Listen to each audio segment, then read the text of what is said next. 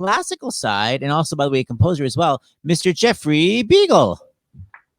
Hello there. Hi, Jeffrey. You're in your orchestra blacks. It's the only time I get to wear them is here in my house for the last 9 months. Give me a break. Exactly. If people don't know, so Jeffrey's this world famous, amazing classical pianist. We both grew up with the same piano teacher. I sort of stopped classical music as soon as I got the hell out of Oberlin, but Jeffrey actually continued and still has the chops. So, Jeffrey, you contacted me about this really. Oh, look, I'm sorry. Someone just also from our staff just said it. Kara. Thank you, Kara. Kara did all of our vote-a-thon days. She scheduled like 40 celebrities. Thank you, Kara. So David, Jeffrey sent me this thing after Ruth Bader Ginsburg passed away. James and I put on the spontaneous show, and people were like, "Wow, you guys put together a show so quickly." Jeffrey, since Ruth Bader Ginsburg has died, has composed an entire piece homage to her. So you win. So how did this happen? How did you come up with the idea? And tell us about the cool concept. Well, after she passed, I just reflected a lot. We all did, and I decided to put together a project. I kept hearing Lincoln Portrait in my head by Aaron Copland. And I thought, well, maybe it's time for someone like Ruth Bader Ginsburg to have a Lincoln Portrait of her own. And at first I thought it would be for narrator, piano, and small ensemble of orchestra people to play, because that's how it's going to be for a while till we get back to the big guns. And I contacted Ellen Taves Willick, composer, Pulitzer Prize, first female composer to win Pulitzer Prize in music. And as soon as I told her about the idea, she said, I'd be honored. So she's already putting the plans together in her mind, thinking of things. And I became friends with Jim Ginsburg, that's Justice Ginsburg's son, who actually owns his own record label, classical record label. And I presented the idea to him. And we went through hoops. He told me how to go here and there to get permissions, approvals, and he's been very helpful and suggested that for the narrator, which I think will now become narrator and vocalist, because Dr. Ginsburg loved opera, and her favorite opera singer was Denise Graves. So Jim said, why don't you approach Denise Graves? And I know her older brother who helps manage her work, and Denise said, I'm on board, count me in. Oh my God. So we're really thrilled about this. I've been talking to some conductor friends just preliminarily to see where we could launch it. We may have a Canadian premiere. I spoke with people at Bravo Niagara, great festival, and a few other conductors here in the States. And so after that, I decided, well, I want to write something for piano alone. And it has nothing to do with that project, which is in the works. But I decided to write a piece of music. And I'm not like your regular composer that just works at it every day. I looked at the blank manuscript and had a blank look on my face. I thought, I don't know where to begin. And then I thought, well, how about if I take the letters of her name and write a piece of music and match up the letters of her names into musical alphabet. So we really just have A to G, but you got HIJKLMNOPQRSTUVWXYZ. So look. Oh, you got this. Yeah, so David's going to fix it up. Oh, you guys are great. That's so smart. So the very beginning of the piece is RBG, which would have been, guess what? I can't do that. NBC, RBG. Well, I went through a few transformations of that and came up with something that is really not that, but it's the tones, but it's different. And then the name Ruth, which is RUTH, and BADER, and Ginsburg. And her nickname that her sister gave her was Kiki Bader, and that's KIKI, which is, what did I write here?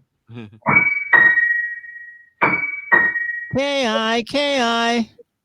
Yeah, now it's a really strange thing. Many years ago, my father-in-law, who he actually passed sadly June 18, 3 months to the date before Ruth Bader Ginsburg. I used to tell the story. Oh, when we talked about her, he says, "Oh, Kiki Bader." Well, we went out a couple of times, but then we went our own ways. But they knew each other. So he dated Kiki Bader. Oh my God! She was delightful. She was wonderful, and then they just went their own ways. But my father-in-law put together a couple who were friends of his, and she remains one of Justice Ginsburg's best friends for many years. So there's just all these emotions swimming through me, and that's how you make music.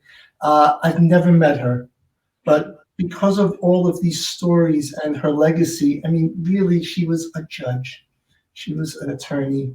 She was brilliant. And I really feel that in order for her to be remembered, why not through music, one of her greatest joys? And Ellen Swillig said, well, she loved cello also. So she says, I'm going to feature cello in the big piece.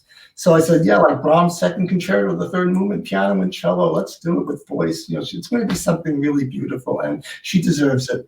And it will be something to immortalize her through music, one of her joys. So, but this piece is already, your piece is already written. I wrote this piece in a few days in earlier October. And I played it only one time in public, but it was for a small group for the Sonata Piano Camps, which is a wonderful, she went virtual with this. It's all these people from all over the world that come and take piano lessons and indulge in what would be in person in Vermont, we do online. So I performed the premiere of this a couple of weeks ago for the October Piano Camp. And it's scary to do it because you never know, are people going to like this? But two really dear friends were at that concert. I invited them. One was David Foster, producer, and Melissa Manchester, who I saw a show that you did with her. She's incredible. And they both liked it. So I thought, I'm not a composer really, but when the muse strikes and I feel this burning desire to do it, I'll write something. So having their stamp of approval was a blessing. And so I thought, I'm going to try to take this and get this piece out there. Because she was the kind of person who, if not for her, many people wouldn't be getting where they are today. Well, as I was going to say, besides her initials, you also have something that represents the long arm of the law, right? It's like a long phrase. What is that? Well, there's two things that happen in the piece. There's two big climaxes. The first big one is where all the names are in there. RBG, Ruth Bader Ginsburg, but not Kiki. That's at the end, right near the end.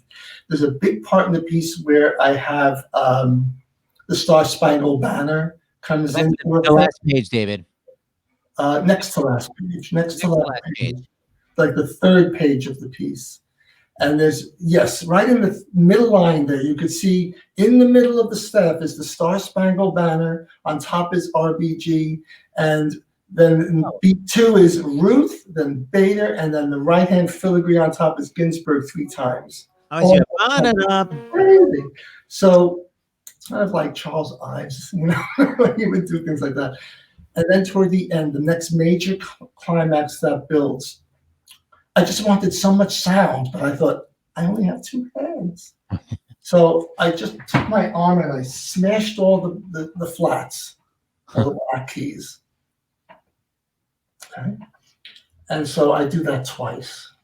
Now, I only did it twice because I wanted to chord here and here. Then I realized after a couple of things, well, there's some symbolism in this subconscious. One, the long arm of the law. 2 times, one for each party. Well, we won't go there, but okay. There are some E's that I bring out, E flats, quite a bit, and those are for one of the most important parts of her legacy, the E for equality. So there's a lot of symbolism in this. People learning it in 100 years from now may not even know it, but this is what it's about. No, something on the backstory. As Jamie says, this music theory nerd is loving this idea. Go for it. This you could write music based on people's names all the time, but it's tricky to do it. But this one worked. This one really. I want to hear this again. Is it on your website? No, but I do have a recording I made public of what I played at the Sonata Piano Camp. Is on YouTube. It's on my YouTube channel, Biegel 88. So I made that public. And I just want to do this in tribute to her legacy and for her family, because it has to be tough to not only lose your mom, but somebody who's in such a public life like that. and they're doing a big Carnegie Hall show. It's live from Carnegie Hall Thursday night. And Jim will be a part of that, and Denise Graves will be. It's all about the singing and the opera part of her love. So we'll look forward to seeing that this week. So, We want to hear the piece. want to hear the piece? Let's do the piece. You ready? Yes. Sure. Okay.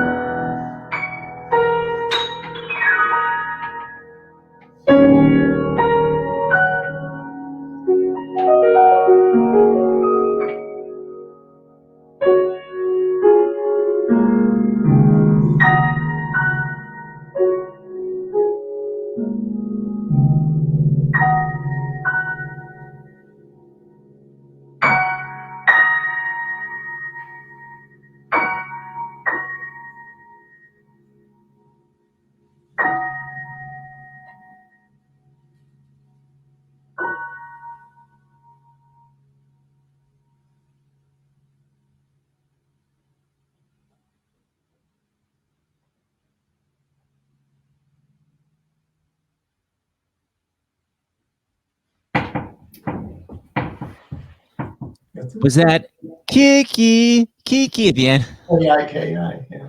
I love it. Wow, great Yeah. technique, by the way. Still got it. Try. Hannon.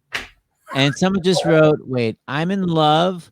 I'm in love with the big sound of the piano, kind of apropos to RBG. Lots of piano, but the 14 fortissimo is like the impact she had on the world. But quietly. Yes, she was so quiet. I just remember I was watching videos of her speaking, and she wouldn't just speak out outwardly like you. She would think, and then she would answer. And that's how I treated this piece. And, you know, all of this, I wanted this just to sound as though she's in a good place, you know, and looking down until the final farewell at the end. And, but I tried to hold the piece together with this burning power inside of her, this intensity, quiet intensity as it builds and builds until the gavel comes down. Yes. You know? So, and I look at it and I say, how the heck did that ever happen? You know, because you look at a blank manuscript. Right. I don't know what to do. And then you just start doing. It's so good. My sister says, beautiful. You got a bravo. And then as far as Stars in the House, all episodes are great, but this one was really good. Oh, that's so sweet. Well, you know, I remember being on way back, was it March or April, when I wrote, you know, this song was the culmination of 8 or 9 months that were locked in. And I was never really much doing composing except choral pieces and some pop music and things like that, but nothing this extensive as a piano piece. And, you know, it's no Rachmaninoff concerto, but it's still what I can do.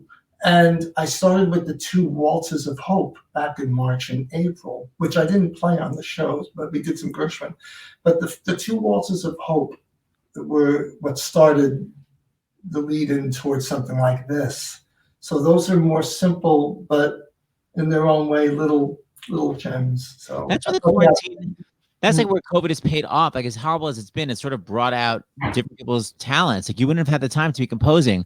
Well, we're definitely going to bring you back. Thank you so much, Jeffrey Biegel. Everybody go to YouTube. Well, you can watch it obviously on Stars in the House, but you could also watch it on his YouTube channel separately. Tomorrow night. Oh, let me make sure I have the right names. Tomorrow night. Oh, we got to say goodbye. Okay, wait, hold on. Well, I'll say goodbye to you in a second, Jeffrey. I just want to be able to read this. Tomorrow night, we've got this new British this new show that's being filmed in Britain. We have the 2 stars, Sally Ann Triplett, who has been on the show before. She was in Carrie, but she's done a million West End shows. She's starring opposite Peter Policarpou, who was the original John in Miss Saigon. Anybody back in the 80s? They're both going to be on. And they're literally staying up until 2 a.m. She said they're 5 hours. No, they're 6 hours. 2 because we fell back. Oh, daylight savings, and they haven't done that yet? They're doing it live from Regardless, London. They're staying up basically into the middle of the night in London. Yeah, so they're going to be doing it live from London tomorrow. So so tune in just to see the bags under the eyes. Oh my That's God. tomorrow night. And then Thursday, we actually have the chairman of the NEA, Marianne Carter, is going to be here talking about the CARES grants because, as you know, when the stimulus bill, sadly, the only stimulus bill so far this year passed in the spring forever ago, it benefited a lot of theaters around the country. And we're going to have a smattering, as Seth likes to say, of those theaters from around the country that benefited from the CARES Act, from Honolulu. I think we have from Anchorage, Alaska. I mean, you don't even know all that stuff. It's like they're from all over. And Chairman Carter is going to be here to talk about the grants. And then Friday and Saturday, we're still working on. But like Seth said, for next week, for Thanksgiving, we've got a lot of fun Thanksgiving shows coming up. All right, Jeffrey, before you go, you mentioned The Rock. Can you play us out? Do you know how to play the... I know it's so mean to call you on that. I only know those. Well, I could play it out with some of the waltzes, the waltz that I. All right. Well, as we run the credits, we want music, so just start playing. We're gonna run the credits. Right. This is one of Jeffrey Biegel's new compositions, Waltz of the Pope. Hit it. Good night, everyone.